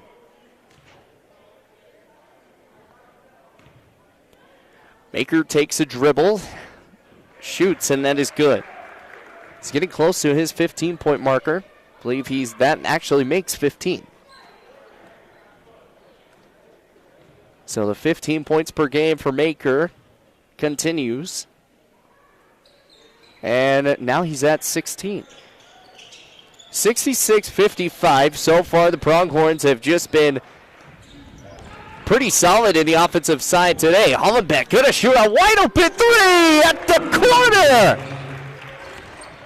You can't leave Caleb Hollenbeck open. Nope, Caleb Hollenbeck gets his feet set. There's a good chance the ball's going to go in. And when I mean open, I mean he was so wide open, you could put 4 cars right there in the lane. As that ball gets flown out of bounds, and going to be a turnover here by Western Nebraska. It's just one of those things. The Pronghorns have been able to figure out ways to get Hollenbeck the ball, get Neary the ball, but Neary is the assist guy. He's not your high-scoring guy, but when he's open, he'll shoot the three, and he's a pretty good three-point shooter as well. Yeah, they do a good job of just moving the ball and finding the extra pass and finding the more open teammate. 69-55 here in the second half. Three-pointer from Hollenbeck, and he is on fire, ladies and gents. You got to understand who you're guarding in that situation. You're guarding a three-point shooter who's just hit one. Hollenbeck. Obviously, the play is for him. So that's not very good defense by Western Nebraska. Back over to Hollenbeck. He's wide open for three again, and that one bounces off the front of the iron, though this time just a little short. Driving, here's Randolph. Randolph's going to shoot the 10-footer, misses. Out over to Maker. Maker makes the second chance points. And it's 72-57. Again, the Pronghorns have been averaging 104 points per game, and they're at 72 right now. High pass over to Fuquay. Fuquay off the assist. Cannot get things to go. Try to get the quick little shot alley-oop to go, but a foul will be called on Maker. Mathiang Maker. Maker is from Melbourne, Australia. This is his final year here in the JUCO, being a sophomore. It's a quite young squad for Western Nebraska. I'm so. I thought it was in the air, the but official said it when it was on the floor. It was after the shot. So we'll foul on the floor this time. Nesbitt to the far side, out over to Neary. Neary over to Fuquay, wide open for three, and cannot make it. Nesbitt off the rebound, pump fakes once, goes up for the shot, and Nesbitt gets on the board for the first time today. 74-57, 14:05 left to go. As Randolph to the far right side, pushing around out over to Maker. Maker back to Randolph. Randolph going to shoot the 13-foot, cannot make that one. Ball's going to be tipped away from Nesbitt. Nesbitt's got it, a high pass, and that pass is going to be intercepted by Randolph. Randolph brings this up. He's going to shoot the wide open look three-pointer, and that one does go for Randolph. 74-60, another high pass going to be intercepted here by Western Nebraska. Now we're just playing interception land. 2-point flies, and that misses off the 8-foot, and Maker makes the second shot attempt good. Timeout is going to be called here for the Cougars. 74-62. That's just sloppy by Gillette College. There's two unwarranted passes there. We don't need to be throwing the touchdown pass every single time. Just push the ball up past half court, get that ball moving, and do what we've been doing all game. Yeah, that was 2 straight touchdown throws. You're up by we're up by 12 now. Was up by 18. There's no need for that. Go get the easy buckets. I mean, you're not down. There's no Hail Mary options here. You're still going to get 2 points, even if it is a longer pass. So if it's not there, don't test it. You can't give a team like this confidence, and you can't give a team like this momentum, surely. So as we're getting close to the ending of this game, we're here about in the getting close to the halfway point here in the second, 74-62. Right now, who would you say would be our player of the game at this standpoint? That's tough. I would probably have to go with Caleb Hollenbeck just by ability to score, his shooting. Right now, I think he's just done an excellent job overall as a defender. Maybe. Malik Moss, he's back into the game. We haven't really seen much of him here in the second half. And, again, he's one of those big guys. Defensively, he plays really great ball. But as we talked about in the offensive side, if he's going towards the lane, you better get out of the way because he's going to come slam one hard. Yeah, Malik Moss he's going to attack the rim aggressively, and he wants his fair share of highlight plays as well. 74-62, 3:28 left to go here in the second half. Syed's going to bring this one up, out over to Nesbitt. Nesbitt has 2 points already here in this last half of play. Out over to Moss. Moss pump fakes around, back into Nesbitt. Nesbitt trying to get the ball inside over to Neri. Neri over to Syed. 7 seconds on the shot clock and missed. Pick back up here by Nesbitt. Nesbitt comes up with another big play, and that's 4 points already alone for him. And maybe he is going to start trying to find that marker for him. 76-62. He averages about 8 points per game, so that's a pretty big player for Javon right off the bench. Coming up for Harris. Harris shoots. That one misses. And picked back up by Harris again. It's blocked by Drew Fuquay. And here comes the Pronghorns. Out over to Nesbitt. One-on-one break. Brings it up. And that's 3 straight points for Javon Nesbitt, making it at 6. Yeah, good job there by Nesbitt. There's the hustle that we've been talking about all game. Western Nebraska trying to slow things down. Maker pump fakes around. Driving off to the post. Goes up and fouled. Foul's going to be on Drew Fuquay. That's going to be his 4th. He's going to be coming out, and that's a big one to lose right now. Because you're already down a little bit of some size, and that's big. But, we'd bring in size. Ali Sacco is going to come in for him. 78-62. Shot rolls around the rim, and no good. Fuquay does not want to come out. He is one of those guys that he will play every possession if he can. Yeah, he seems to deal with foul trouble a lot. It's one of those things that he's got to do a better job of not giving up the bad foul. Second shot, no good. 78-62. 12:15 left to go here in the second. Neri to his left side. Looks around, center step, set over to Nesbitt. Nesbitt back over to Neri. Neri's going to shoot a 3. That one just way off the mark. And it's 78-62, 12 minutes remaining here in the second. Randolph to your right wing. Long pass out over to Peru. Peru inside to Randolph at the corner, and it is good for a left side corner 3. 78-65. Peru just wide open there and able to take that. Syed's going to shoot a wide open 3, then doesn't make that one. Ali Sacco off the rebound, and a travel violation is going to be called. Ali takes one too many steps as he went to go get the rebound for that one. 78-65. And looks like we're going to have a media timeout. 11:30 left to go here in the second. It's 78-65. We talked about turnover margins, and right there close to the very end, the Pronghorns, we talked about those touchdown throws that shouldn't have been made. Losing the ball in a lot of different possession and shot selections kind of feel like they're just trying to jack up the 3 at this point.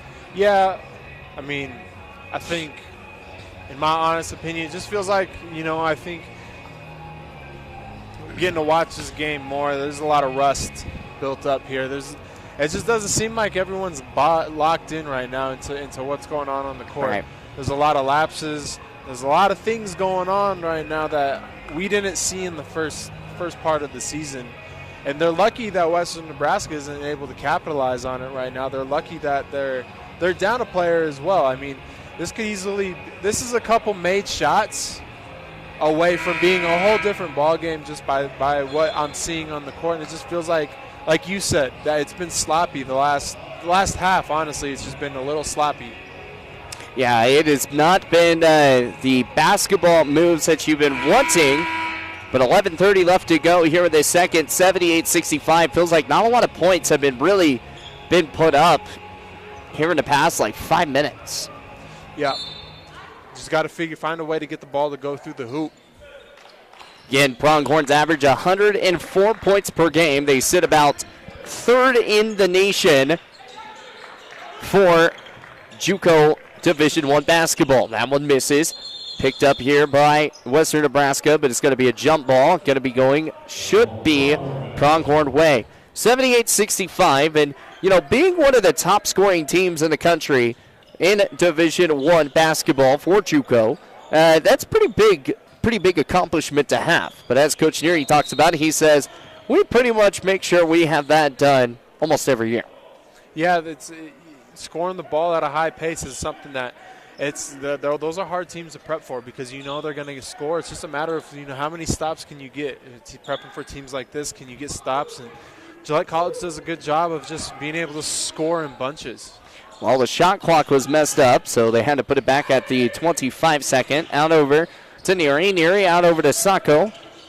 Sacco, high pass out over to Nesbitt. Nesbitt goes up, and he misses. Ball's going to be tipped out of bounds. Last touch off by Sacco. And it's Western Nebraska way. Jefferson Neary not a little happy about that one. He thought Western Nebraska got it hit out. Yeah, I could say the same thing, but you got on Javon's end, you got to make those freebies. 78-65, 10:43 left to go here in the second. Western Nebraska still within this game, still within reach. Anyone's ball game still. Driving inside, ball's going to be knocked away and stolen. Malik Moss, he's going to get the ball, throws why he's diving to the ground. Nesbitt is going to end up losing the ball, goes out of bounds and did the ghost Euro step. Yeah, just tapped out by Western Nebraska player there. He'll stay here, but just need to do a better job securing that ball and attacking the lane. 10:24 left to go, 78-65. High pass back out over from Nesbitt, over to Sacco. Sacco in the perimeter, out over to Moss.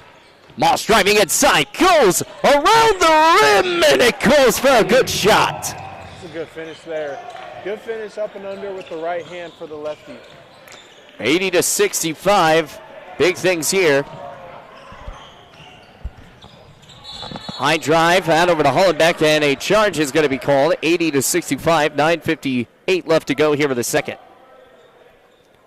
A lot of charges today. Yeah, good guys getting their feet set, stepping in and taking one for the team.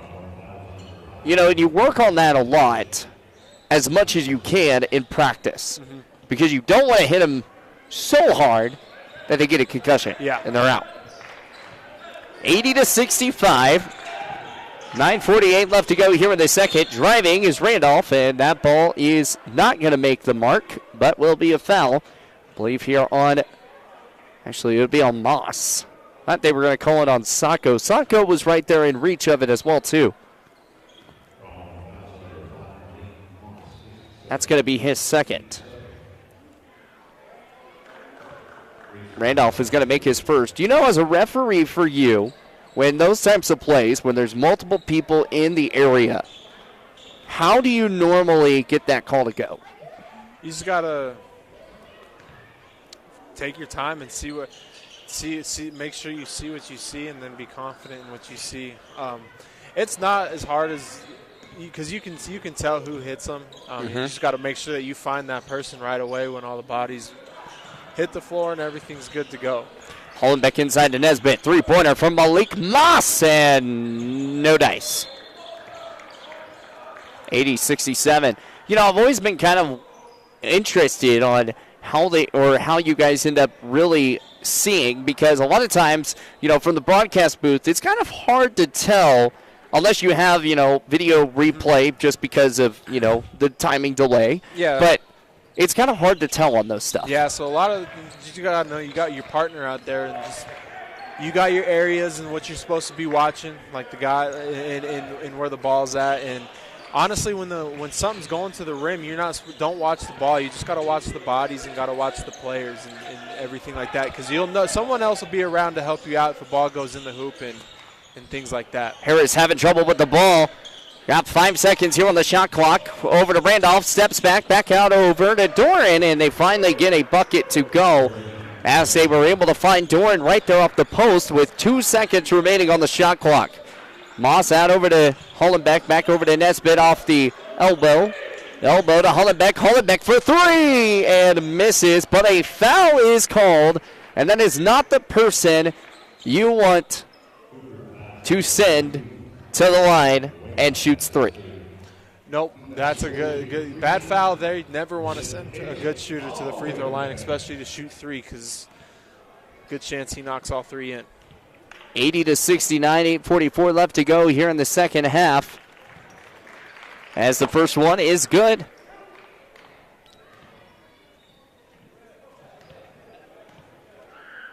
Second one, that's good as well.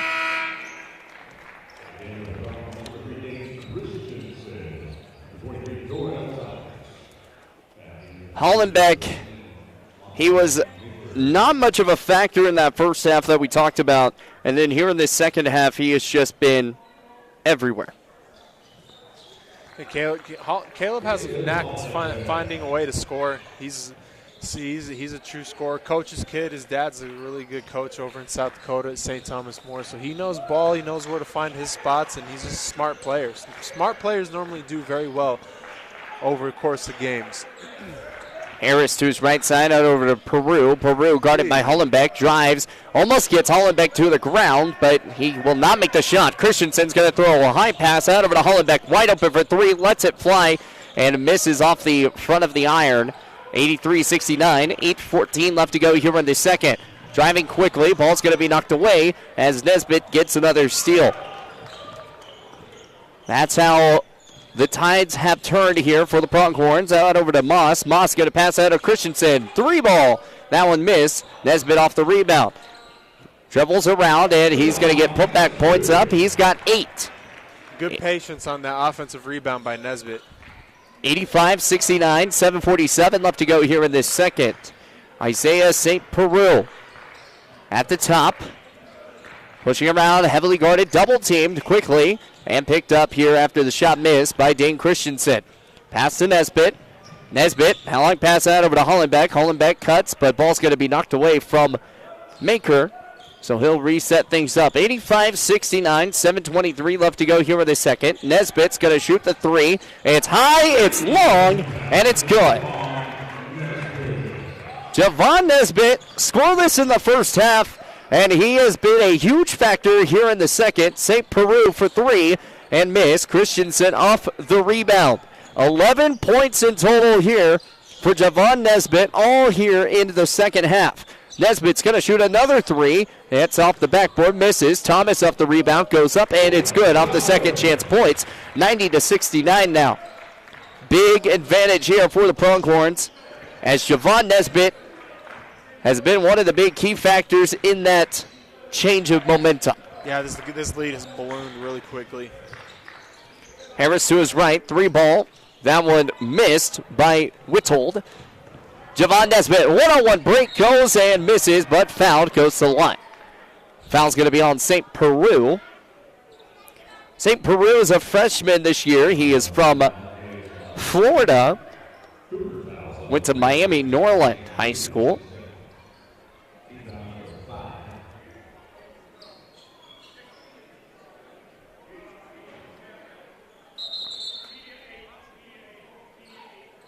And looks like we are going to have a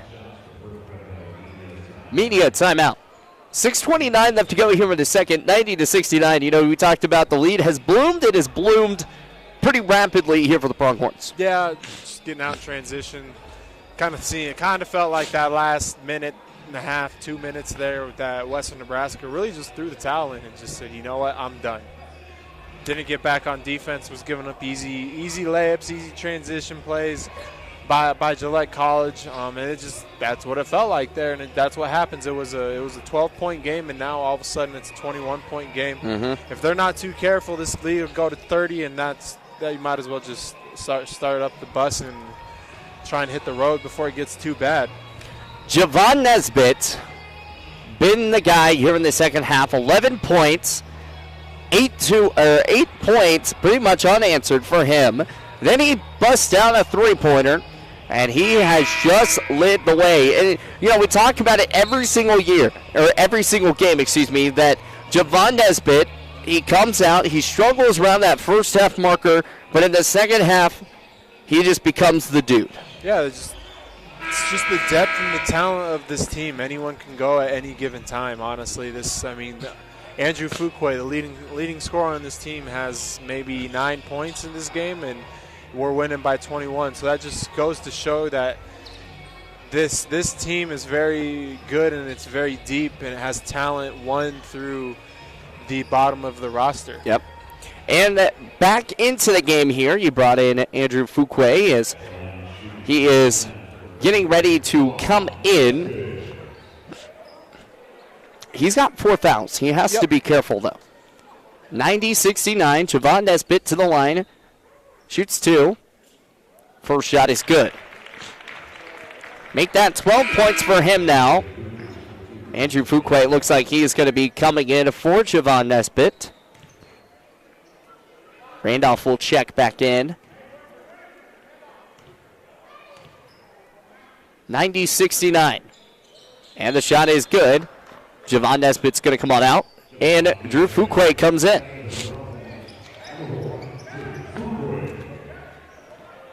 So 13 points all here in the second half for Javon Nesbitt. 92-69, 6:23 left to go here in the second. Out over to Randolph to the far right to Harris. Harris inside to Maker. Good play. Moves in. Can't get the bucket to fall, but a foul. But good move. Yeah, it was good. Good cut there, good pass, and good opportunity to finish there by Maker. Just way to draw the foul.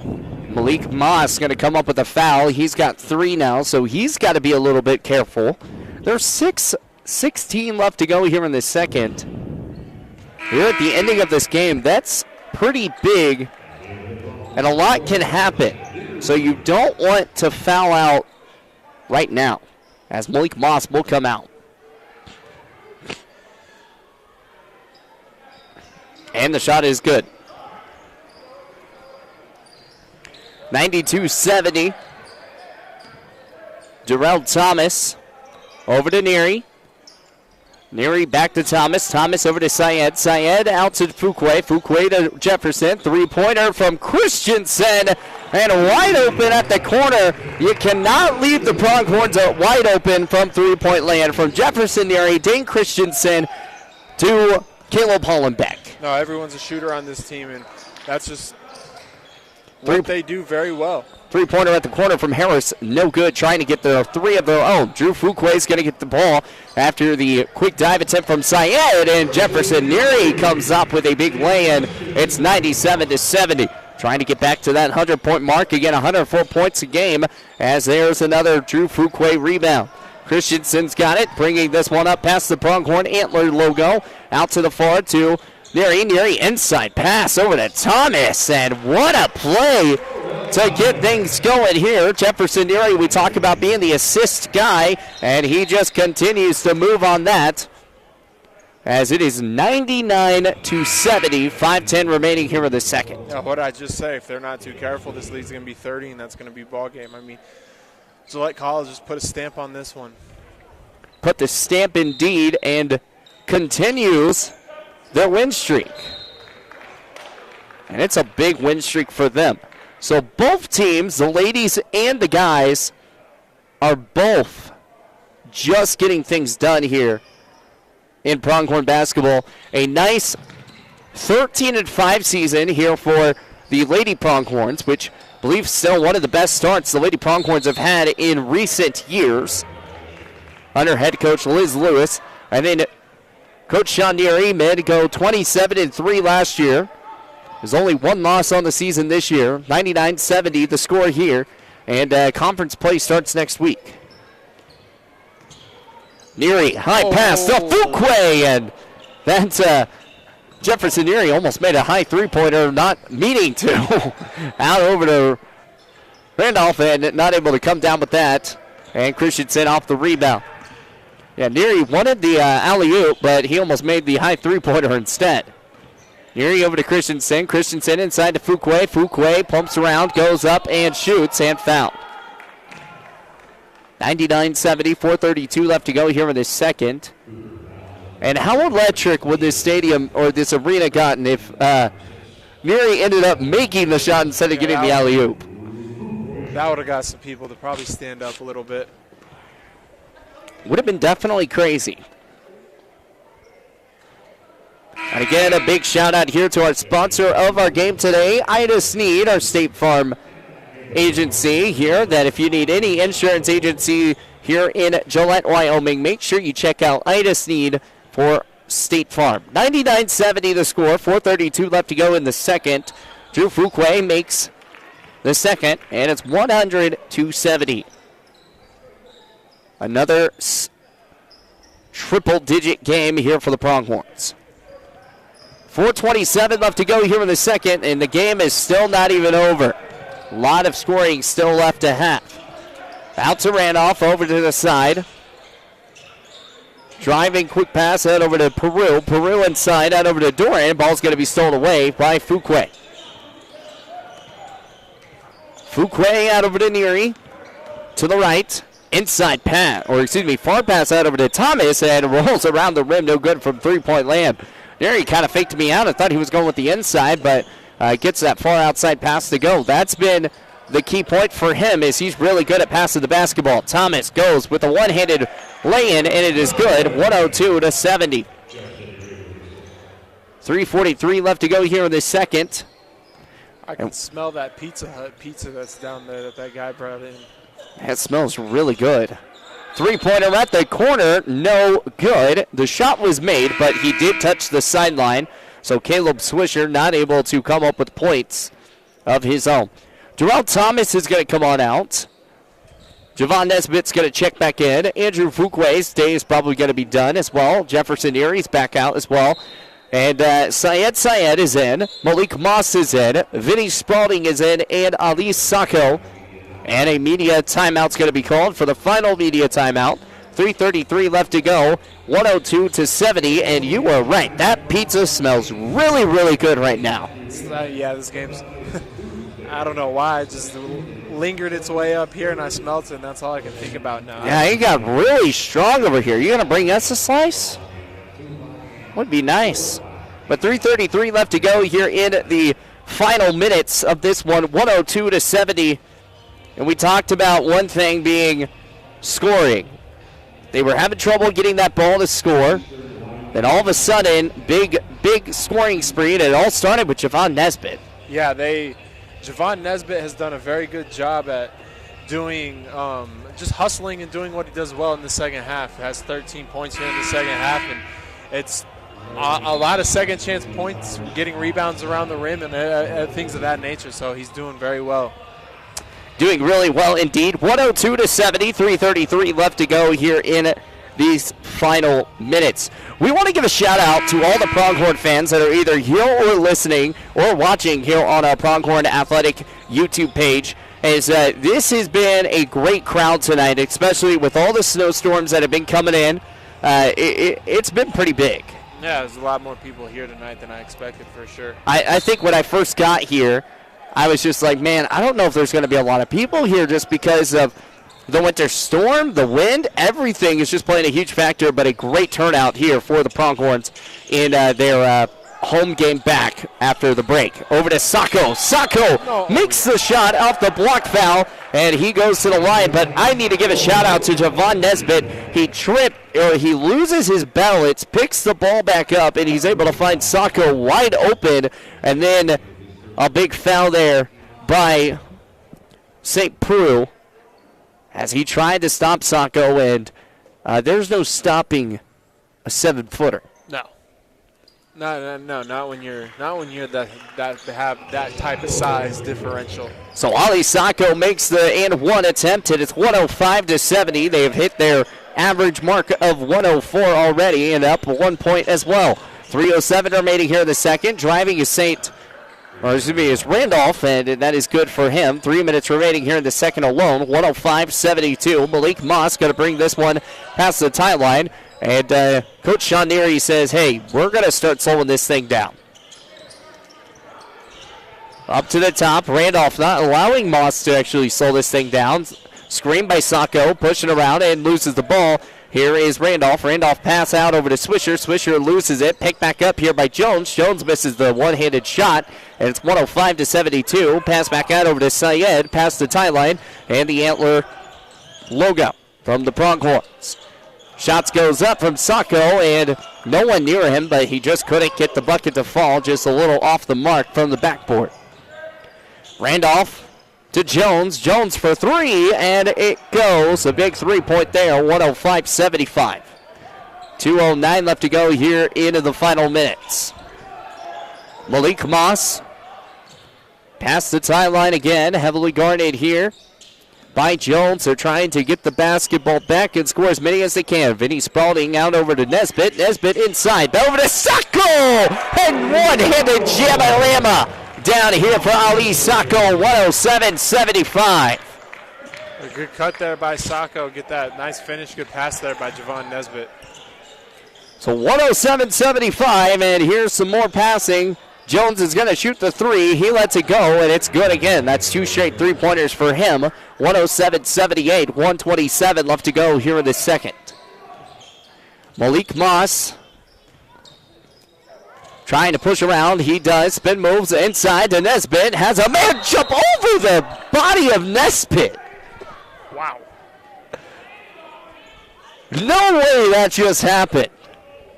Complete jump over of Nesbitt. And it's 1-1. Nesbitt goes to the line. But watching this replay, Javon Nesbitt to the line. Nesbitt goes down. Stays with it. Just right over the top of him. That's a dangerous play. 108-78 as the first one was made. Second one made as well, too. Wow. That is craziness. St. Peru cuts out to the right and tries to go up over Sacco, and a foul is going to be called. Foul is going to be called on Sacco. Actually, no, they're going to get it on Cyan. I thought they were giving it on Sacco because, one, he's tall. He had his hand straight up in the air, and a lot of times tall guys get called for fouls more often than the average stature guys. St. Peru is going to make that shot. 109-79, 108 left to go here in the second. Peru again makes the second.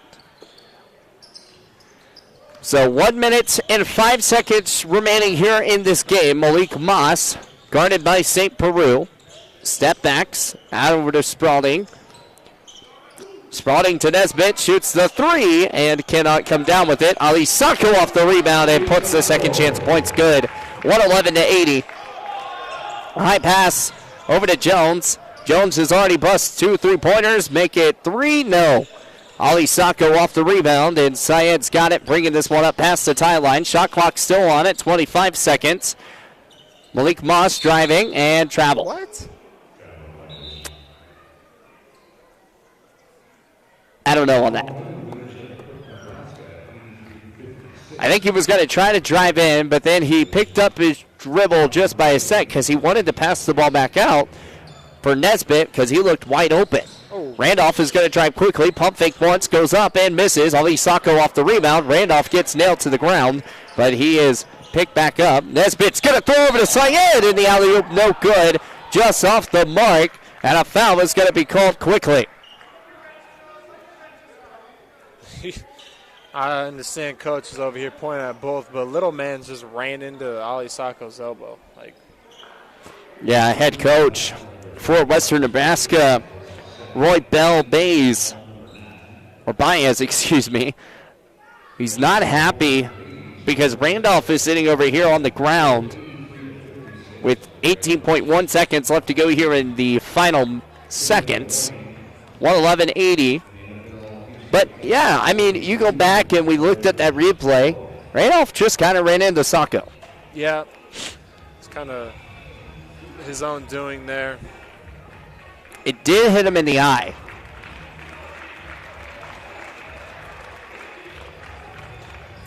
As Coach...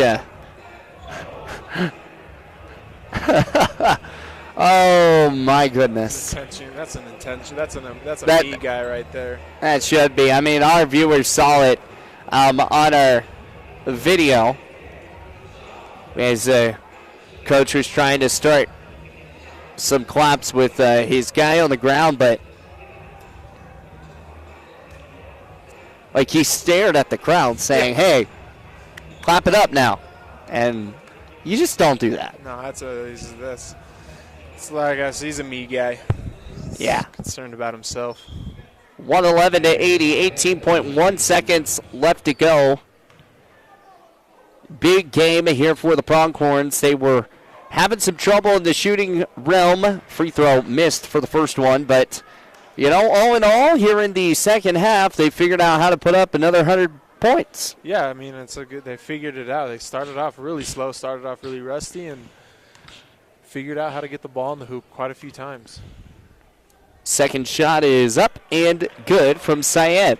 So 112 to 80 with 15 seconds remaining here in this ball game. Randolph pass out over to St. Peru. He's going to shoot the three wide open as it's going to be good with 7.8 seconds left to go. Over to Vinny Spalding, and he's just going to drive inside. Ball's going to be knocked out of bounds. Last touch shot by Vinny, and Randolph will have it.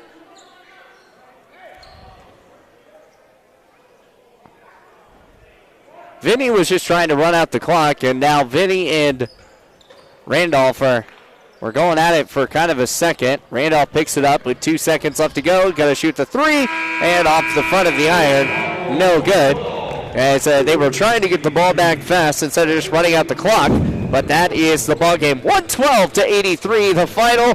As we got Thomas just having some fun up here. We'll talk about everything that went down. But Vinny and these two are going at it. Yeah. Hilarious. It's just a fun time. 112 to 83, the final here.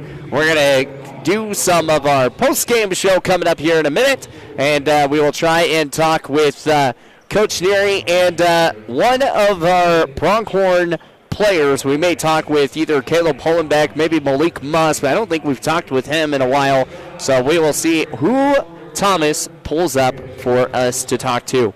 112-83, the final here as the Pronghorns win once more and improve their record even more.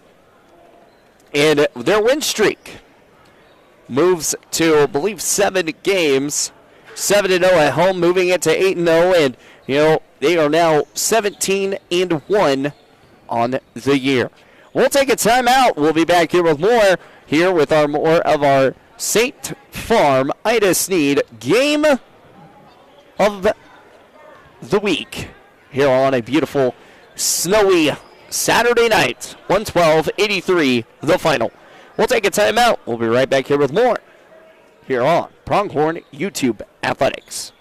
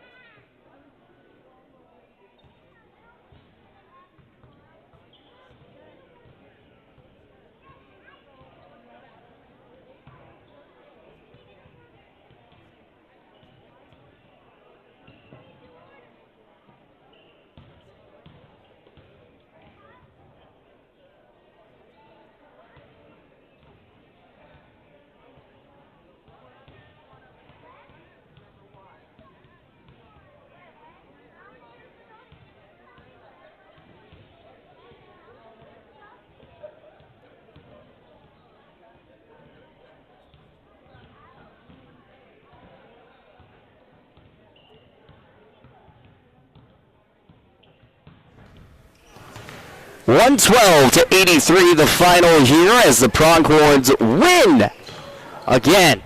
We say winning a lot here at home as they move to 8-0 on the season. As back here with Chase Horsley alongside with Thomas Bush. As once again a big win here for the Pronghorns, 112-83. Thomas, what were your thoughts so far from the first half to the second half that you saw that may have played a little bit different right there at the end? Their shot making ability just seemed to be a little bit better.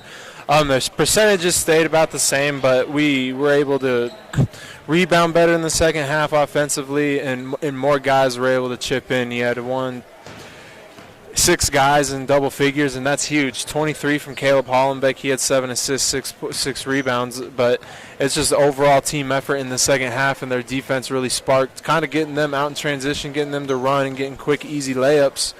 And it wore Western Nebraska down. They just folded with about 6.5 minutes left. Gillette went on that run, made it 90-69, and it seemed like they folded. And from there on out, it was just kind of Gillette College's game for the last 7 minutes.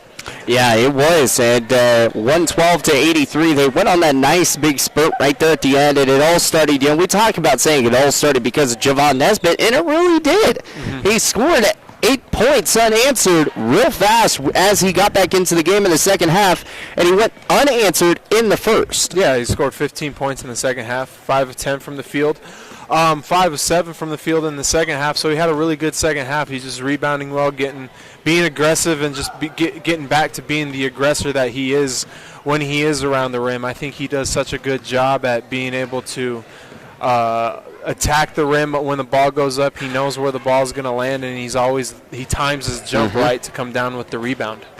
He does indeed. Well, what do we say about Coach Neary's leadership so far throughout this point? He went 27-3 last year. This year already 17-1, and we talk about leadership being the fact that one, they didn't have a lot of their star players on the road because they were all injured. So what would you say right now going from that point? He's a good coach. He's built a culture here in Gillette at this college even before the shutdown happened. He's always been a winning coach, and he's made a name for himself in Region 9. He recruits well and he coaches well, and the guys respect him because he's a smart coach and he knows what he's doing out there. And he's just built this program to the point where he knows what he wants for players that fit his system and fit what he wants to do on the basketball court and in the community. All right, so let's go over these stats. What do you got going on for this game? I'd say Caleb Hollenbeck, MVP of the game, 23 points, 7 assists, no turnovers, which was huge, and 6 total rebounds. For him, playing 32 minutes, played the most of the game out of anyone on Gillette College, so he did a good job of just being him, staying true to himself and just hitting a lot of open shots. Went perfect from the free throw line, so I just give him an applaud on his ability to perform for both halves of the ball game. Yeah, definitely a big time for him. Caleb Hollenbeck made some big three-pointers, and that's like ones that you're just like, oh man, why did he shoot that? They were good, wide open shots. He didn't really force the ball a whole lot today. Yeah, if he gets his feet set, he's gonna knock shots down, and that's something that he does really well at. So we're going to try to wait just a little bit to see if we will get a player or Coach Neary coming up. But again, we will have we are doing a new thing on Tuesdays. We do a recording, and hopefully it gets posted by Wednesday or Thursday for the coaches show here on our YouTube page as well too. So you'll see the first weeks come up here in a little bit as well too. It might be a little outdated just because some of the games have already happened, but it's just something to start to get these things so people can have a little bit more insights of stuff as well too. 112-83. Your final thoughts if we don't get Coach? It was a good game by Gillette College, and they came out, played well the first game back, and it's just on to the next one now. On to the next. That's what we always say. And my final thoughts here for this one has been the Pronghorns defensively look really sound. Offensively, there's still those hiccups, but they figure things out right there when it hits that 6-minute marker of the fourth, or of the second half. I say of the fourth because that's still the ending of the game. Doesn't matter. But in of the second half for the guys, it's always picks up right there beforehand. It's a struggle some, but that's something they kind of have to work on as well too, because when they're playing really good teams, especially with this Region 9 schedule, it's going to be hard playing from behind. And especially if you're down at that 6-minute mark, say you're down by 12, it's hard to come back. Yeah, it is. It's extremely hard to come back, but just the way Gillette College plays, they score a lot of points really quickly, and it's something they do well. So truly no lead is safe until a certain point in time, but I think that moving forward, both teams are in a good place and where they want to be for the season.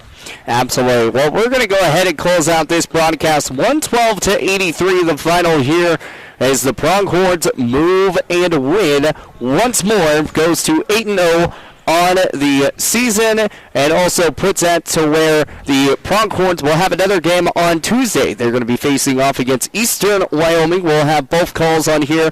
We'll have it obviously on the two different YouTube things with the girls first and the guys following behind here. Well, from Thomas Bush to Chase the Horseman Horsley, thank you guys so much for being here with us here on our Pronghorn Athletics YouTube page, and we will see you guys here on Tuesday as we have another fun basketball game against Eastern Wyoming. Stay safe out there if you just came from the game, or if you're on the road, stay safe as the snow just keeps getting a little bit worse. It's supposed to snow, I think, all the way until 4 o'clock tomorrow. So stay safe out there. I know you guys are used to it, so y'all have fun. But have a good one. We'll see you guys on Tuesday as, once again, Eastern Wyoming and the Pronghorns on Tuesday. Final again, 112-80. Have a good one. We'll see you guys next time.